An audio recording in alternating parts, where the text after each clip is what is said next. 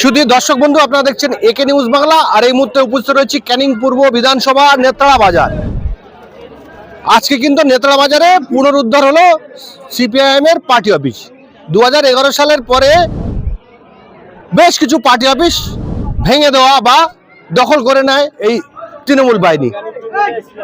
আপনারা দেখেছেন নিশ্চয়ই যে জীবনতলায় 2026-এ সরকার পরিবর্তন হওয়ার পরে বামফ্রন্ট নেতৃত্ব জিপি মিটিং করেছে। তারা বলেছিল যে জীবনতলায় আমরা বামফ্রন্টের শীর্ষ নেতৃত্ব এনে একটা বড় সভা করব। এই সভা কিন্তু হবে 2রা আগস্ট। জীবনতলা ফুটবল ময়দানে আসবেন মোহাম্মদ সেলিম, মীনাক্ষী, সুজন চক্রবর্তী সহ এলাকার যে বাম কমরেডরা রয়েছে তারাও কিন্তু উপস্থিত থাকবেন। কত মানুষ হতে পারে? আদৌ কি বামফ্রন্টের সভায় জীবনতলা ফুটবল ময়দান ভরাতে পারবে বাম নেতৃত্ব? কি বলছেন বাম নেতৃত্বরা, শোনাবো আপনাদের।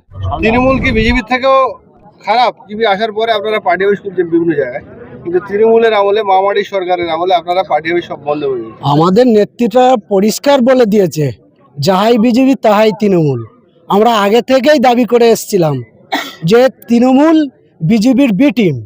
এরা হচ্ছে কে রাতের অন্ধকারে এক কথা বলে, আবার দিনে এক কথা বলে, কিন্তু সব শেডিং হচ্ছে আরএসএস।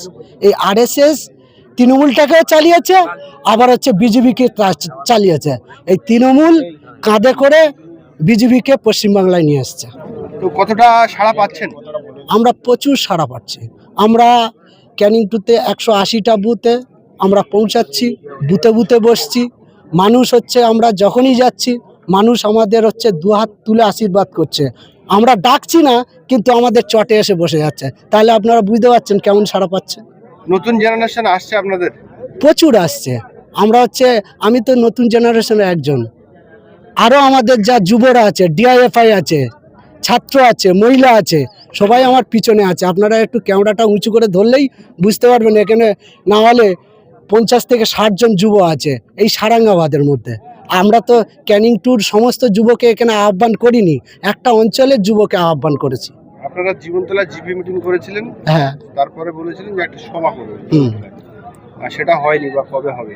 আমরা সিদ্ধান্ত নিয়েছি, আমরা আগস্ট মাসের 2 তারিখে আমরা জীবনতলায় জনসভাটা করব এবং সেখানে নেতৃত্ব পর্যায়ের মোহাম্মদ সেলিম উপস্থিত থাকবেন, মীনাক্ষী মুখার্জি উপস্থিত থাকবেন, সুজন চক্রবর্তী থাকবেন এবং আমাদের শতরূপ ঘোষ এবং তুষার ঘোষও থাকবেন। জীবনতলা কোথায় হবে? আমরা সেটা হচ্ছে কি জীবনতলার ময়দানে হবে। কোথায় হবে আমরা এক্ষুনি বলবো না। যে কোনো দুটোর মধ্যে একটাই আমরা করছি। এই যে আপনি বললেন জীবনতলা জনসভা করুন, মোহাম্মদ সেলিম আসবেন, মীনাক্ষী মুখার্জি আসবেন, পরে সুজন চক্রবর্তী আসবেন, তো সেই লোক জড়ো হবে তো? আমরা ওই লোক জড়ো করার জন্যই তো আমরা বুথে বুথে যাচ্ছি, মানুষের সাড়া পাচ্ছি। আপনাকে আমি এর আগেই বলেছি, আমরা যে চটে বসছি আমরা ডাকছি না, মানুষ হচ্ছে কে লাখে লাখে হাজার হাজার মানুষ এসে বসে যাচ্ছে, শয়ে শয়ে মানুষ চটে এসে বসে পড়ছে। চাইছে সিপিএম করতে গেলে অনেক কায়দা কানুন করে ঢুকতে হয়, এত নিয়ম করলে মানুষ আসবে কেন আপনাদের? এইদিকে ভয় করে সরে যাচ্ছে। দেখুন, আমরা আমাদের পার্টি বডি ঠিক করেছে, যদি আমরা এই দুর্নীতিবাজদের আমরা নিয়ে নেই তাহলে মানুষ বলেছিল আমাদের যে আপনারা যখন আসবেন যদি এই দুর্নীতিবাজকে নিয়ে নেন তাহলে মানুষের কাছে সেই একই বার্তা থাকবে যে তৃণমূলে যারা নেতৃত্ব দিয়েছে আবার শাসক শিবিরে এসে তারাই নেতৃত্ব দেবে। আমরা এটা চাইনি।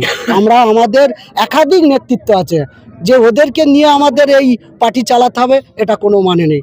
আর সিপিএম পার্টি নেতৃত্ব তৈরি করে, এটা সিপিএম পার্টির হচ্ছে কারখানা, নেতার কারখানা।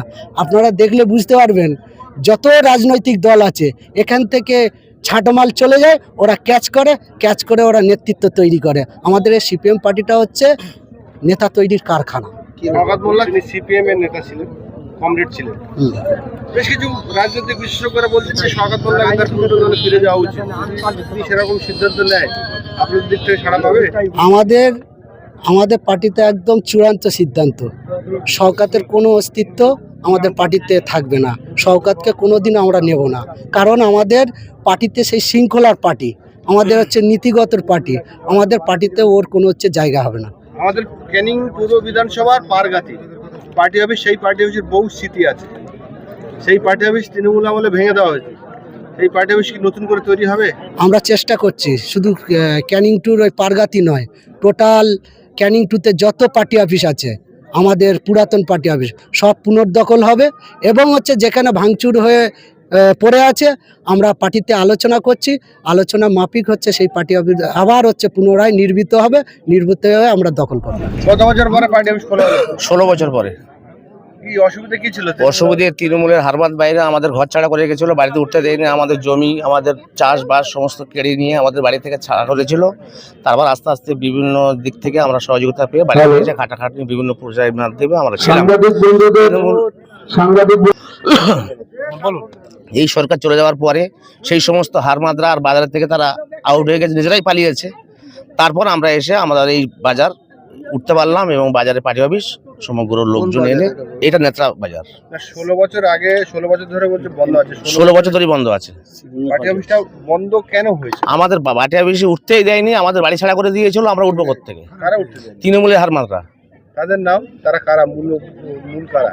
যখন হারমাদ ছিল এখানে বক্কা শেখ ছিল, তারপর গিয়ে শহীদুল শেখ ছিল, আবার তো দুজনেই ছিল এখানে মূল ভূমিকায়, আবার তাদের নেতৃত্বে আরো বিভিন্ন। আপনাদের এখানে ওল্ড বাই সব ওল্ড দেখছি, কোনো নিউ জেনারেশন নেই, তাহলে আপনারা কি ওল্ড সব জেনারেশন নিয়ে কাজ করবেন নাকি ওল্ড জেনারেশন নিউ জেনারেশন চাই আপনারা? আমাদের নিউ জেনারেশন চাই। দেখতে পাচ্ছি না, কে বলে দেখতে পাচ্ছে না? এত লোক আছে, নিউ জেনারেশন নেই, সব ওল্ড জেনারেশন। যুব থেকে শুরু করে সমস্ত এসব সব তো এই নিউ জেনারেশন। পঞ্চায়েতে আপনারা কতটা লড়াই দিতে পারবেন? পঞ্চায়েতে আমরা 100% লড়াই দিতে পারবো, 100% লড়াই দিতে পারবো ক্যানিং টুয়ে। আমাদের মানে পার্টি অফিসে ভাঙচুর তছনছ করে সব এইভাবে ছিল। আজ 15 বছর পরে আজ দখল করলাম। তাহলে বিজেপি এসে ভালো হয়েছে বলতে? না না, এমন কি আর ভালো হবে কি বলেন? জো যা এ তাই, তৃণমূল বলে, তৃণমূল যা বিজেপিও তাই। তৃণমূলরা বলে সিপিএম বিজেপি দুইটি। না, আপনারা এতদিন তৃণমূল ছিল পার্টি অফিস খুলতে? আমার আগে থেকেই বলে এসছি তো যে টিএমসি আর বিজেপি বিটিং, ও তো 12 মাস বলে এসতেছে, সেইভাবেই তো আছে। এই যে দীর্ঘ 16 বছর পর আপনারা পার্টি অফিস খুললেন, কেমন লাগছে? খুব ভালো লাগছে, আমার খুব ভালো লাগছে। আমার পার্টি অফিসটা কি দখল করে নিয়েছে? না, দখল করিনি, ভাঙচুর করে রেখে দিয়েছিল। আমরা তাতে এবারে এই দখলটা করলাম। 2026-এ পালা পরিবর্তন হওয়ার পরে ক্যানিং পূর্ব বিভিন্ন জায়গায় আপনার পার্টি অফিস খুলছেন, কর্মসূচি করছেন, কি বলবেন এই প্রসঙ্গে? এই প্রসঙ্গে যেটা বলার সেটা হচ্ছে 11 সালে বদলা নাই বদল চাই, এই বার্তা দিয়ে একটা গভর্নমেন্ট এসেছিল, কিন্তু পরবর্তীকালে দেখা গেল বদলাই নিয়েছে, পরবর্তীকালে দেখা গেল, এবং পাশাপাশি সাধারণ মানুষের কালো দিন ঘনিয়ে এনেছে। আপনার তোলাবাজি থেকে শুরু করে 100 দিনের কাজের টাকা, ঘরের টাকা, বিভিন্ন খাতে তোলা এবং একাধিক আমাদের সিপিআইএমের কর্মীদেরকে বাড়িঘর ছাড়া করা, মিথ্যা মামলায় ফাঁসানো এবং কারোর ব্যবসা, কারোর জলকার, কারোর ক্ষেত খামার এগুলিকে দখল করে নেওয়া। এবং বিশেষ করে আমরা 34 বছর যে সরকার ছিল, হাজার হাজার বিঘা জমি বর্গা রেকর্ড দিয়েছিল এবং পাশাপাশি জমির পাট্টা দেওয়া হয়েছিল। পুনরায় দেখা গেল তৃণমূল আসার পরে এমন কিছু জায়গা তারা আবার দখল করে নিল এবং যেসব জায়গায় ক্যানিং টু 2 নম্বর ব্লকের একাধিক জায়গায় বেনিফিশিয়ারি ছিল, তৃণমূল আসার পরে সেই সব বেনিফিশিয়ারি উঠে দিয়ে ব্যক্তি মালিকানায় তারা হচ্ছে গিয়ে অধিকার কায়েম করেছে।